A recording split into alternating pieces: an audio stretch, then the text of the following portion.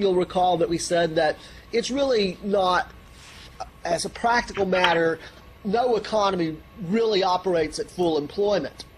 You can't really get to full employment, literally get to full employment, but an economy can sort of approach full employment. Okay?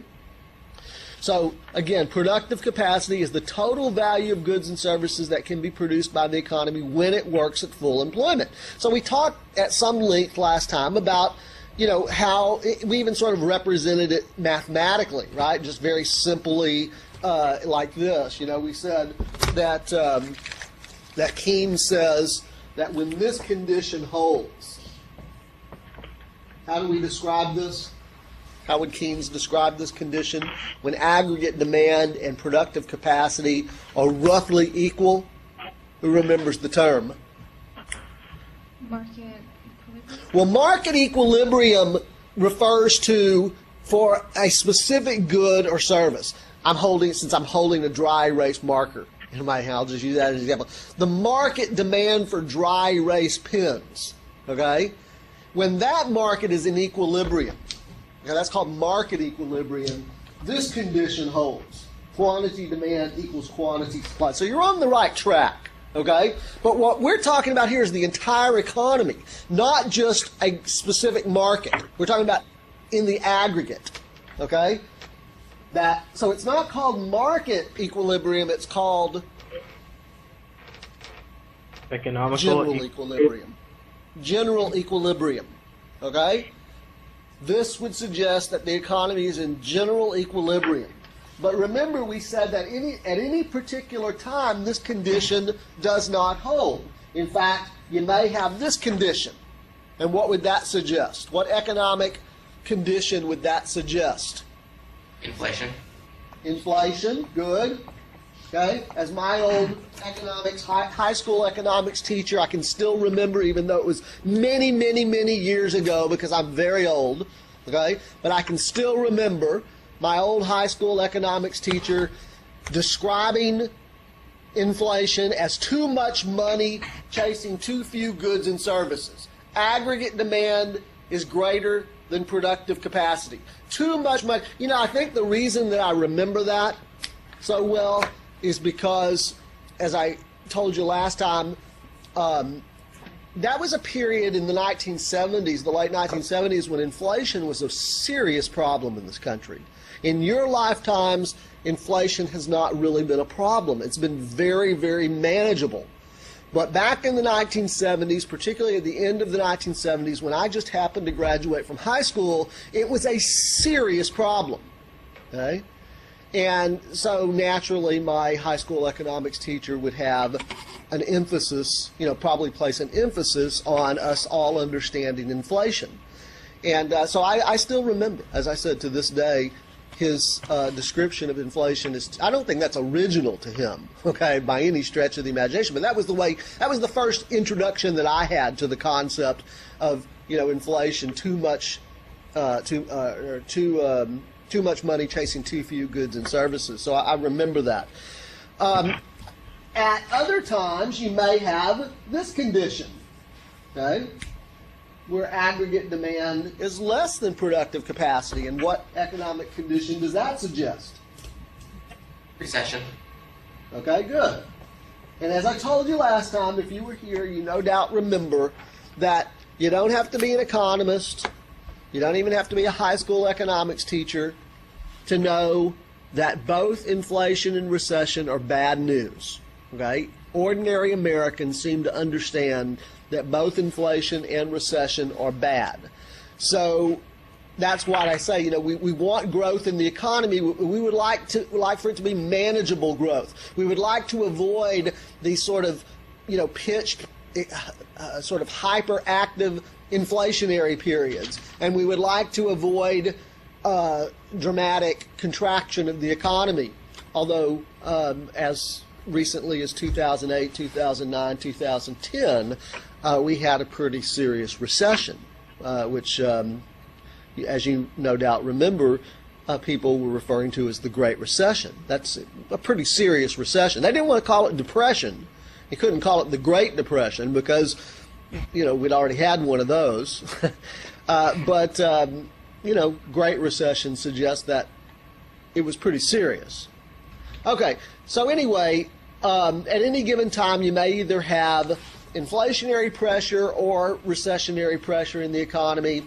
And what Keynes argued way back 100 years ago, argued that government can adjust the imbalances by manipulating either fiscal policies or monetary policies or a combination of fiscal policies and monetary policies. Okay? Now, fiscal policies, you'll recall, simply refer to government's pattern of taxing and spending. Okay? So if we understand what the basic problem is, if we have inflation, let's begin there. If we understand that the basic problem is that there's too much demand, too much money chasing too few goods and services, government can, by manipulating its taxing and its spending, can suppress demand. Government wants to take money out of the economy. Okay?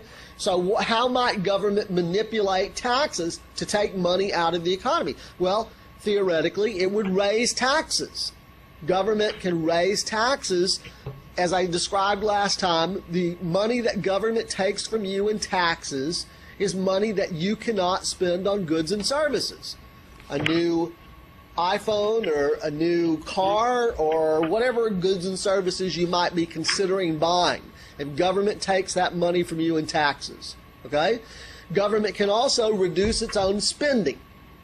Remember, we said that government is itself a pretty big consumer. Okay? It buys what sorts of things? What sort of things does government buy as a consumer? Defense. National defense, military weapon systems, right? Okay? So if we're in a period of inflation, the theory would suggest that government should buy less by way of military weapon systems. Okay? Stop spending so much on the military, or roads and bridges, or even education, right? Because that takes money out of the economy and suppresses demand. Okay? So again, just sort of, it makes a lot of common sense, doesn't it? If you understand with inflation that the problem is too much demand, too much money in the economy, government wants to take money out of the economy, it can do that by raising taxes or decreasing its own spending. If we have recession, that means demand is too weak. So it's just the opposite. Government wants to stimulate the economy. Government wants to put money out there in the economy. And so it would do just the opposite.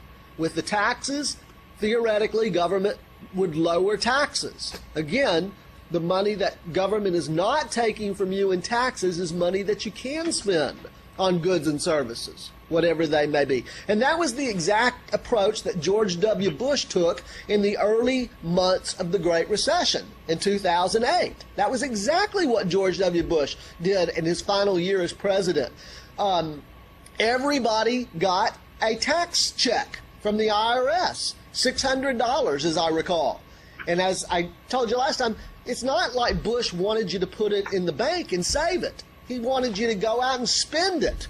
All right? That's why it's probably, in his judgment, in the judgment of his economic advisors, probably not a good idea to make it more than $600. If you make it too much, if you make it too big, people are more likely to save it. We want people to actually spend it. Okay? So that's exactly what happened back then.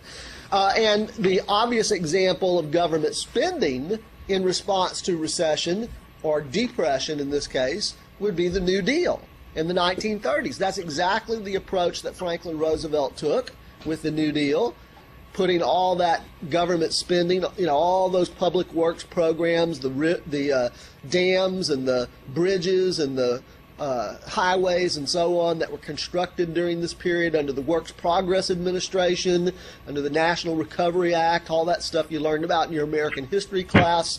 The whole idea, the motivation of that was to get new money out there in the economy to stimulate spending and growth of the economy. Spend our way out of the Great Depression.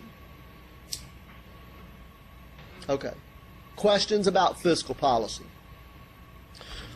Remember, fiscal policy decisions about taxes and spending are made by the president and Congress and the legislative process.